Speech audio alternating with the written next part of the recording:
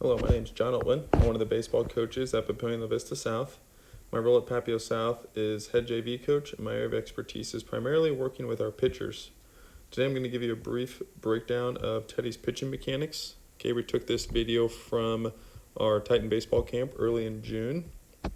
We'll talk about kind of our pitching philosophies. We'll give you a brief breakdown on just what pitching mechanics should look like, kind of a core concepts that we believe, and then we'll give some things that Teddy can focus on throughout the offseason in preparation for next year.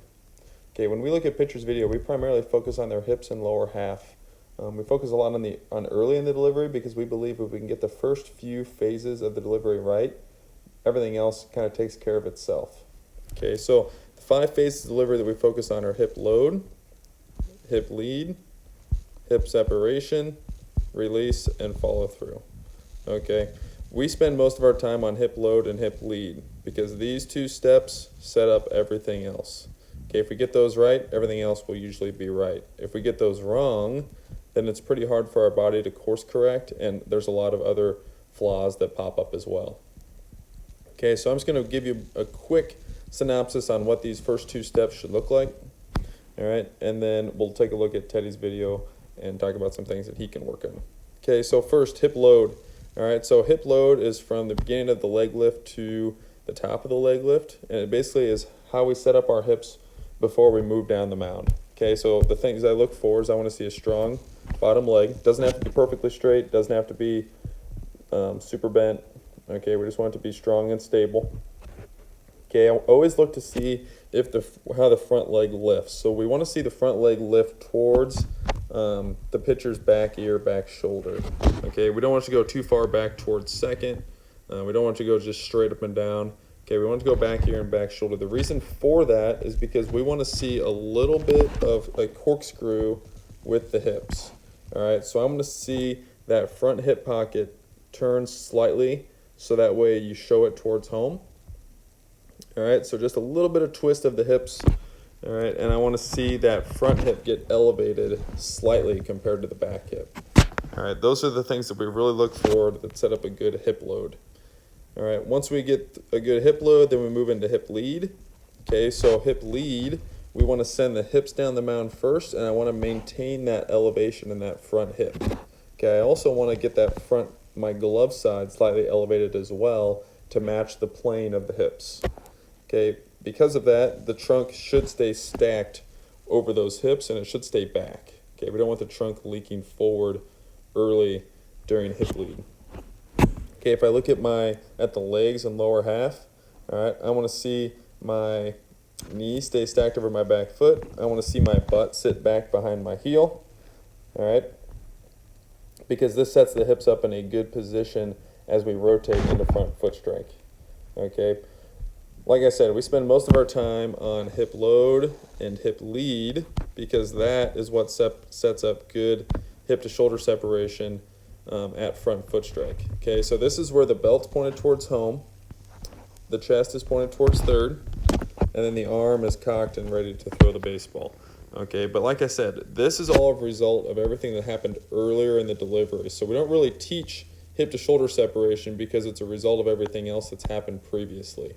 Same thing with release and follow through. Okay, again, those are all a direct result of previous phases of the delivery.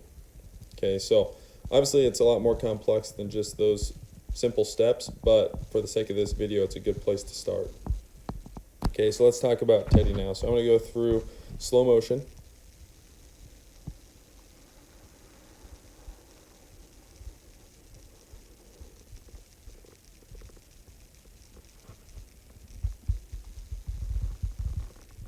Okay, so let's go back to the beginning here. All right, so during hip load, when he lifts that front leg, okay, actually not too bad here. He does get a little bit of that front side elevated, which I like. Okay, it looks like he's trying to corkscrew his hips just a little bit. Okay, so that's actually not bad. All right. However, if we go to here, into hip lead, you can notice that his hips flatten out pretty quickly. He doesn't really maintain that front hip elevation. all right? And he definitely doesn't maintain it with his shoulders, okay? And most of that's because of like the strategy he's using with his lower half. So he lifts, his leg comes down, and then he just steps out with his front side. So basically he's using his front leg to step down the mound, and he's not really getting anything out of the back, out of his back leg, all right?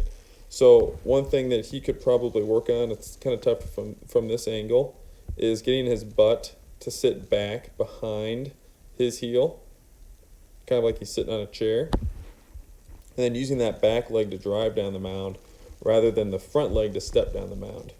As soon as we step down the mound with the front leg, what it does is it pulls the trunk forward.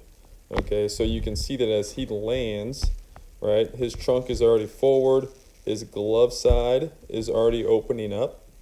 So that's why he gets very little hip to shoulder separation. Okay, you can see both his belt buckle and his trunk are pointed towards home.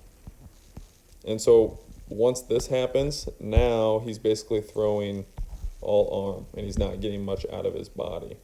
Okay, so the big thing that Teddy needs to work on is he does okay with his hip load, but then it's the hip lead side of things where his hips need to go down the mound first.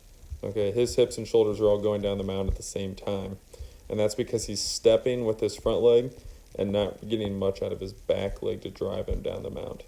Okay, so don't hesitate to contact me if you have any questions about this video, if you're curious on drills or things that he could do to help make these mechanical changes.